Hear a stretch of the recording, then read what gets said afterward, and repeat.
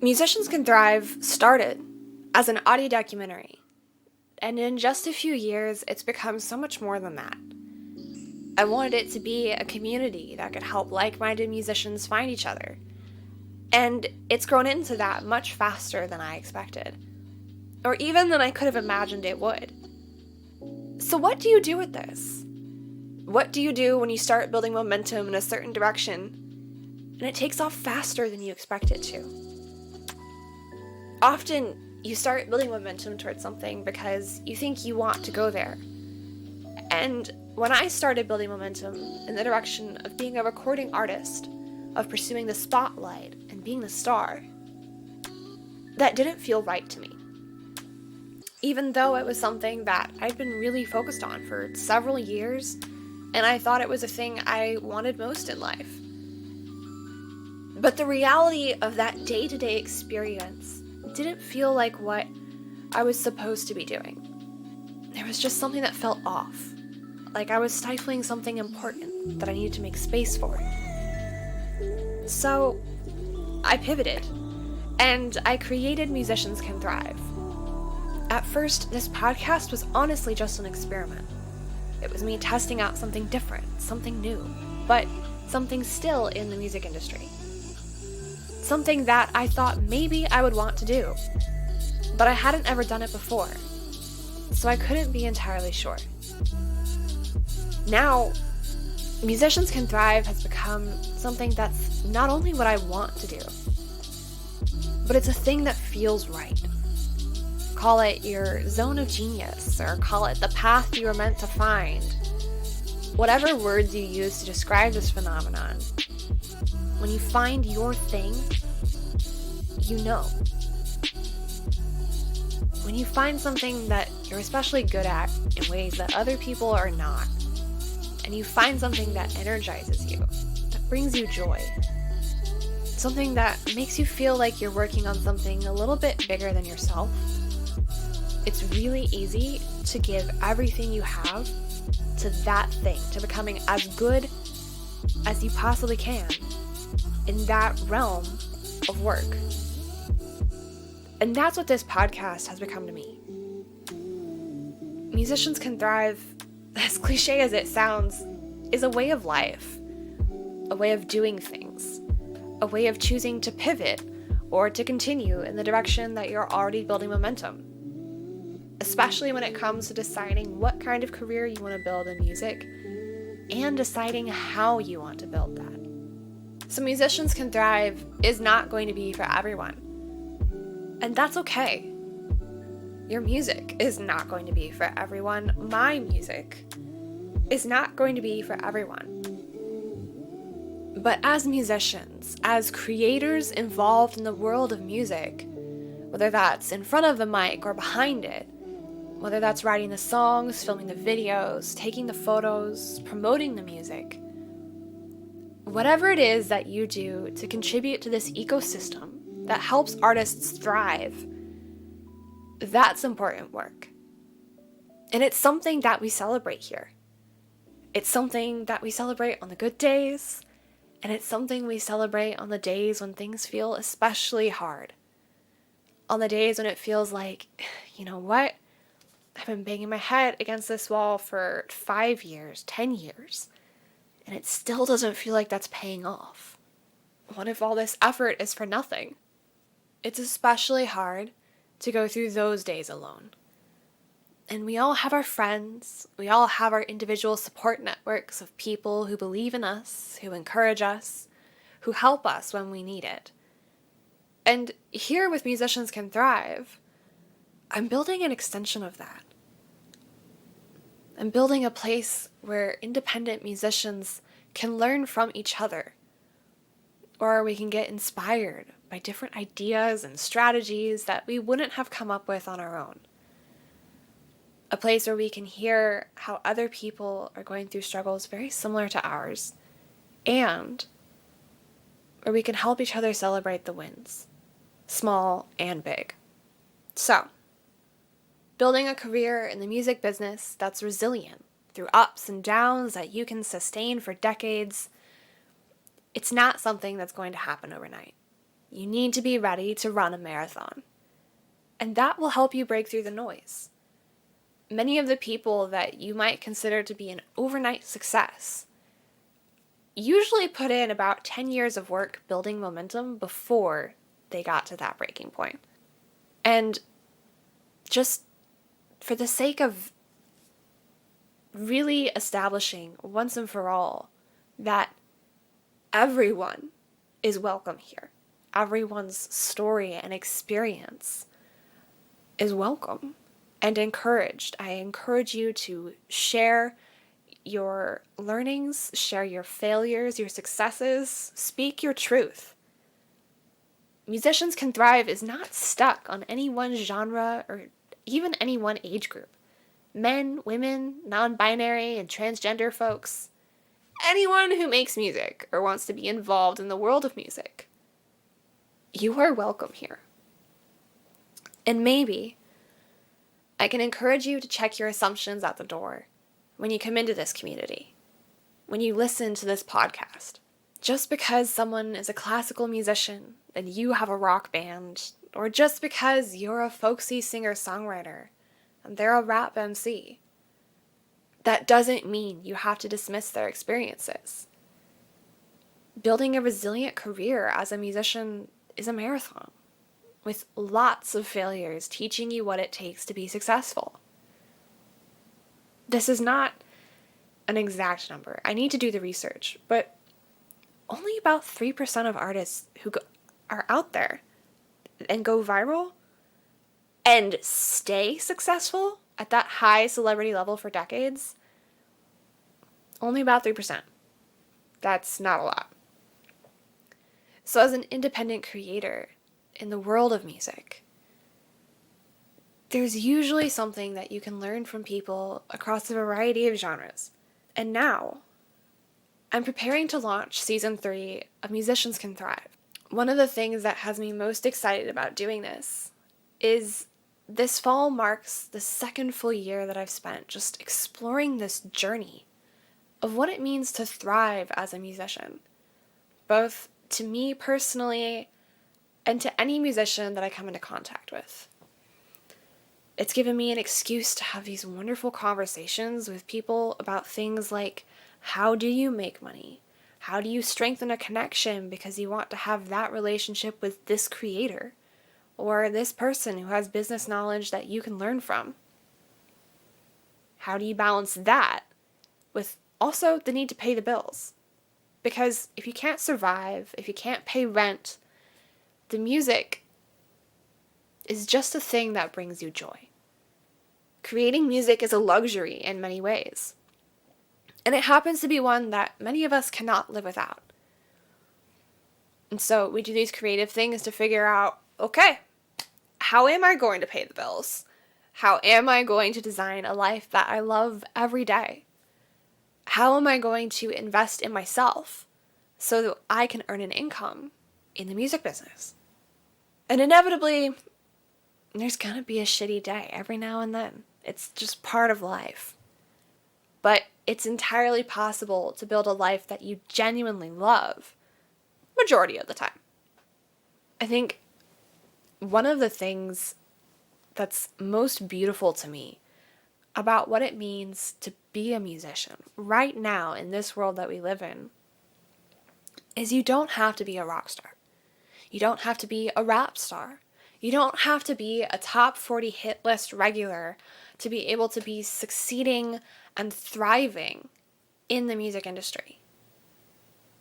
There are so many different ways for us to build careers that can be resilient through things like a pandemic. Never thought that was going to be something that I would live through. Especially not when I was 13 years old. Watching Justin Bieber come up on YouTube and thinking, this guy's my age. How is he world famous? Back in the day, I felt like I'm sitting here playing my guitar and writing my songs, but how will I ever compete with that superstar? It honestly gave me a lot of anxiety and stress when I was a teenager. And if I could look back and talk to my younger self, I'd say, guess what? It's a trick question because you don't need to compete. Not at the exact same level as a worldwide superstar. Because the interesting thing about success, and even what it means to thrive, is it's unique to every person. It is as unique as your sound and the style of music that you create. Because it's your life. Like, think about it. What do you want? Me, I want to make music. I want to write it. I want to help orchestrate the parts I hear in my head into a song that people can stream as part of their daily lives. To create songs that filmmakers put into their TV shows or their movies to help tell their story. I want to work with people that I enjoy working with. I want to read books. I need more time for that. And I should probably become a better guitar player. But I also love spending time outside, and I really enjoy dancing. And I got into marketing just as a day job. But it turns out that I really like it. It's become more than just a survival skill. And it helps me market this podcast. It helps me market whatever music I might release. It's a tangential skill. It's relevant to the music work that I'm trying to do. And it definitely beats waiting tables. Especially, again, coming back to this pandemic, how do we find ways to move forward and adapt as people and artists and creators? Because, yes, we are musicians. And we are so much more than that. Maybe I'm going to go off on a little tangent here, but this is something that's important for all of us to be aware of as we decide what things we want to prioritize with the time we have each day. I haven't shared much of my personal story on this podcast yet, but one thing I will share now is when I recorded my first EP in 2017, that was a time where I felt like if I wanted to be a musician and make it, if I wanted to be a professional, full-time recording artist, I had to put about 99% of my time into music. It had to revolve around music in some way, even if it wasn't directly related. Like sitting here playing a song, or going to a venue and playing a show. I felt this pressure that if I had any free time outside of working, sleeping, exercising, and the rare social outing because I'm an introvert, it had to be spent doing things like learning about different kinds of music, or working on songs I'd already started but, weren't quite finished, just practicing for a gig. It just goes on and on and on. Because there's a lot you have to do. There's no shame in doing that yourself without a team to help you. Actually, it's something that takes a lot of skill to navigate all those different pieces that you have to juggle as an independent artist. You're basically an entrepreneur. It's just not the glamorous startup Silicon Valley entrepreneur culture that our society has started to sort of idolize. And that's a topic for another day. But where I'm going with this is if everything you do becomes this compulsive, it must relate to music habit, that could actually undermine the music you're creating. Because it is the very act of experiencing diverse things and going to new places, meeting new people, spending time with people that you love and trust. And those new experiences give you material and inspiration for the new music that you create. That is a valuable use of your time.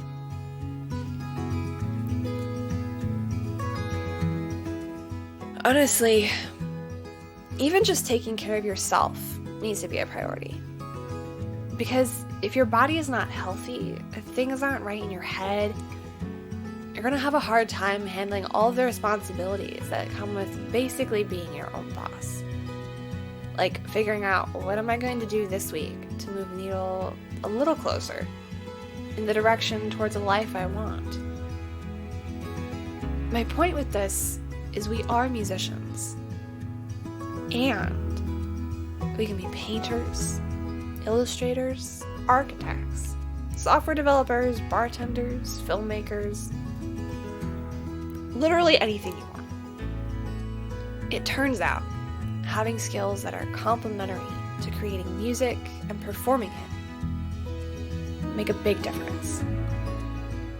Especially when it comes to figuring out, how am I going to make money off this in a way that I can scale and I can sustain over the next 20, 40 years. Because I don't know about you, but I'm not trying to be touring every summer for at least 3 months when I'm 50 years old. When I'm 50, I want to play a couple of shows here and there. Shows that I'm really excited to play. They're not shows where I'm going, gotta get another couple thousand in the bank this month, I guess it's time to go book a show. So, that's my vision. And you can decide which situation you end up being in at that point in time. Developing revenue streams based on things like Patreon, like songwriting royalties from publishing. Things like making an effort to get songs synced for film so that you're not just reliant on streaming royalties. Because we all know that pays next to nothing. There's no shame in having a day job until you reach a point where either the work you're doing is not a worthy use of your time, or maybe you're making so much money from your music that you can afford to leave the day job. And